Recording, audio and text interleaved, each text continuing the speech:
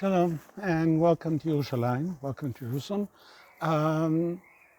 Just a thought about the Torah portion, but I'm using a format I haven't used since 2021, going back to our YouTube channel, so we can get more information out, get it out to more people.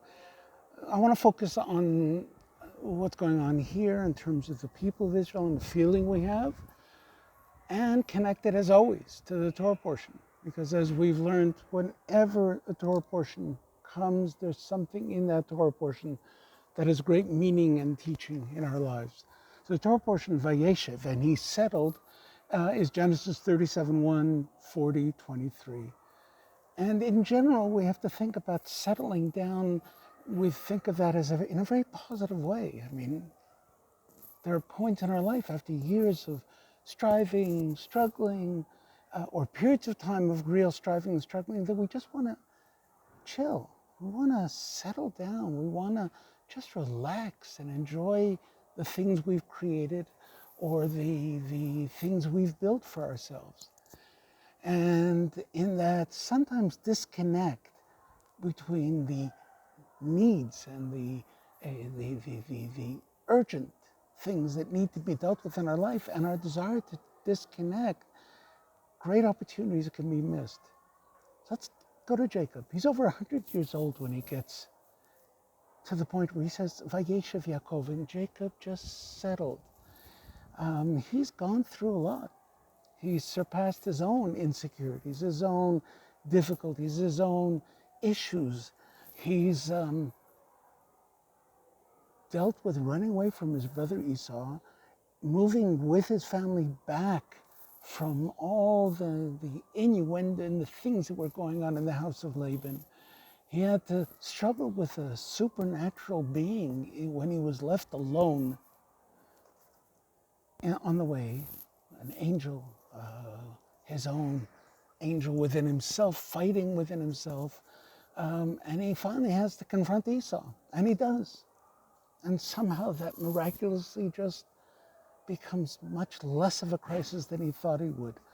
And it says that Jacob settled Vayeishev in the land of his father's journey, in the land of Canaan, Genesis 37:1. Yet the use of the word Vayeishev, settled, is critical. We find out in the Gemara, in our traditional sources, in Sanhedrin 106a, it says that every time the word Vayeishev is used in Tanakh, it foretells a time of difficulty and pain. As we see, by the way, in Bamidbar, Numbers, Israel settled Vayishvu in Shittim, and the people began to start involving themselves with idolatry and etc., etc.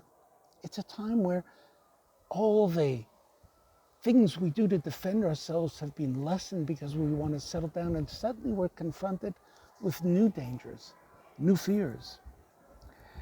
And so that settling down, your spiritual strength, your ability to grow becomes stagnant, perhaps. And so as Rashi says, when Jacob sought to dwell in tranquility, the troubles of Yosef just began. He suddenly had to deal with a whole new thing. Suddenly Joseph and the difficulties between Joseph and his brothers, and as it says, Yaakov Shamar, he kept the thing to himself. But he had to deal with it. And suddenly Joseph is gone. Yosef is gone. Why do we need to go through so much difficulties?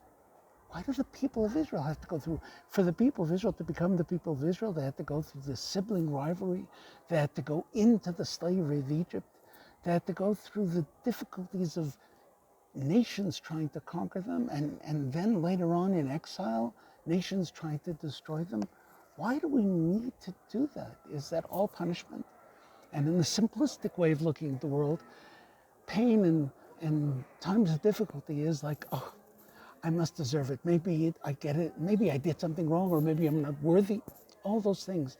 But that's not the biblical understanding of darkness. That's not the biblical understanding of difficulties.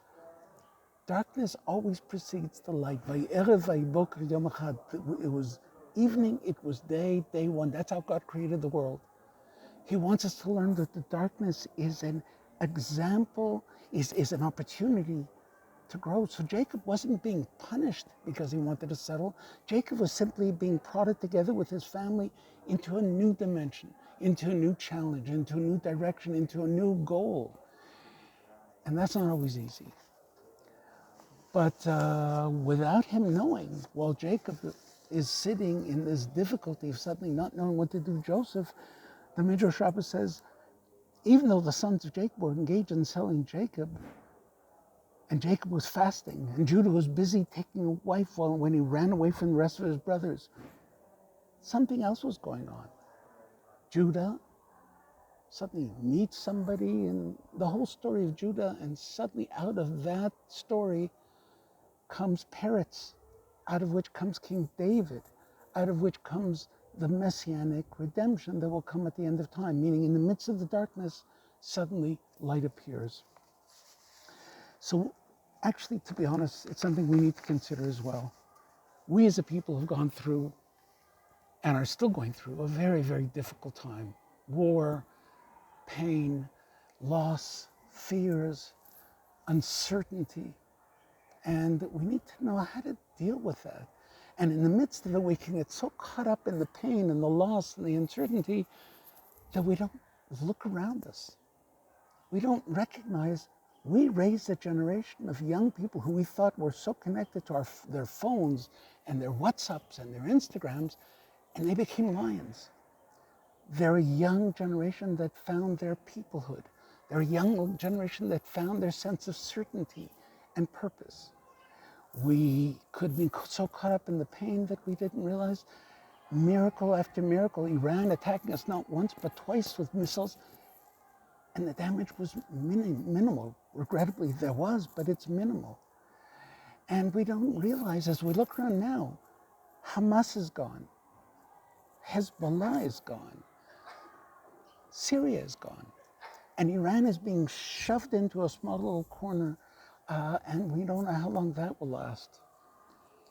It says in Yeshayahu, the prophet Yeshayahu, that I will give you the treasures of darkness and hidden riches of secret places, that you may know that I am Hashem, that I'm the Lord. What do you mean, the treasures of darkness? Because only when there's darkness can we really recognize light. And sometimes we need to go through those places of darkness, maybe even our own lives or in the life of a people, in order to find and recognize the light when it appears.